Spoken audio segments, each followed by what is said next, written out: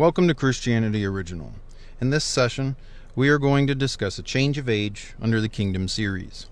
The theme text is from Ecclesiastes 3:1. There is a time for everything and a season for every activity under the heavens. Biblical prophecies predict that the resurrection of all the dead will occur at the return of Christ. The Bible also forecasts there to be two types of resurrections, the first one for the elect, and the second for the rest of mankind. Let us look at the sequence of events that are to happen then. The first resurrection and Bema Seat judgment. Those of the first resurrection would receive their rewards at the Bema Seat judgment. In 2 Corinthians 5:10, it says, "For all of us must appear before the judgment seat of the Messiah, so that each of us may receive what he deserves for what he has done in his body, whether good or worthless." The Greek word bema is judgment here. Bema Seat is from the ancient Olympics, where judges would sit on the Bema Seat at the finish line to give out the appropriate rewards based on positions. Jesus explains this in the parable of the talents in Luke 19:12-19.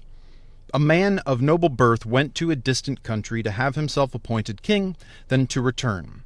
He was made king and returned home. Then he sent for the servants to whom he had given the money, in order to find out what they had gained with it. The first one came and said, "Sir, your mina has earned 10 more."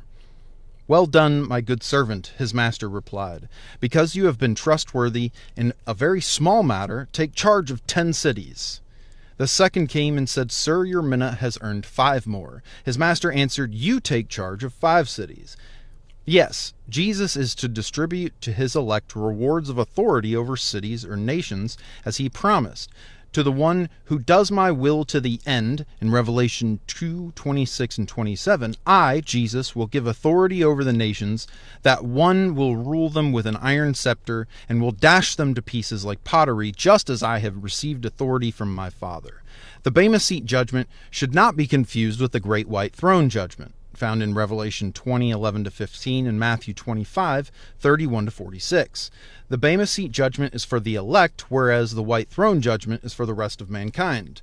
The Bema Seat judgment is a distribution of rewards of authority to the elect, whereas the White Throne judgment is a separation of the rest of mankind into sheep for life and goats for the second death during the kingdom reign of the elect. A time of great distress in Armageddon. Meanwhile, there will be a time of great distress on earth. There will be a time of distress in Daniel 12:1, such as has not happened from the beginning of nations until then. The world will fight Jerusalem, culminating in the Battle of Armageddon. Zechariah 14:2 says, "I will gather all the nations to Jerusalem to fight against it." Revelation 16:16 says, "Then they gathered the kings together to the place that in Hebrew is called Armageddon." End of the present age. Worldly powers, political institutions, and false religious systems will be destroyed. Revelation 19:20 says, "The beast was captured, and with it the false prophet. The two of them were thrown into the fiery lake of burning sulfur." The world as we know today will cease to exist as it did in Noah's flood. 2 Peter 3:10-12 says, "The heavens will disappear with a roar, the elements will be destroyed by fire, and the earth and everything done in it will be laid bare, as you look forward to the day of God." Long ago, by God's word, the heavens came into being, and the earth was formed out of water and by water. By these waters also the world of that time was deluged and destroyed. 2 Peter 3:5-7, continuing, says, "By the same word the present heavens and earth are reserved for fire, being kept for the day of judgment and destruction of the ungodly." This signifies the end of the present age, leading to the dawn of the next age, the millennial age.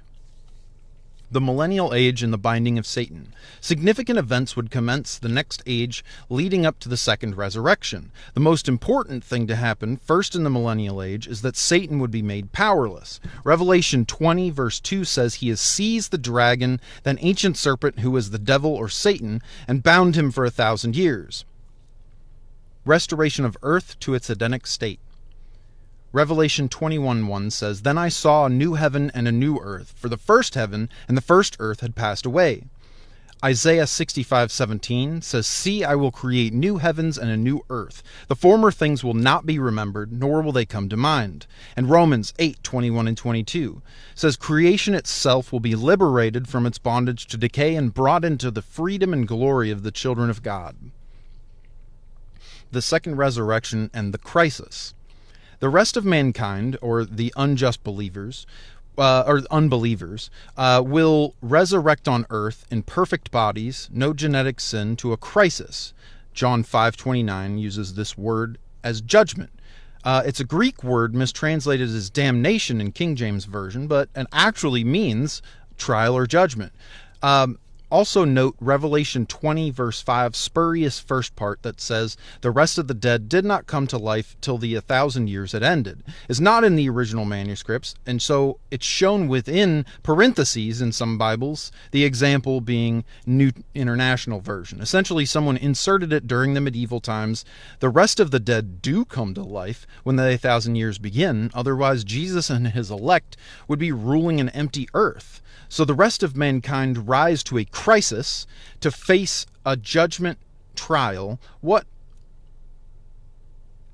Thank you for listening.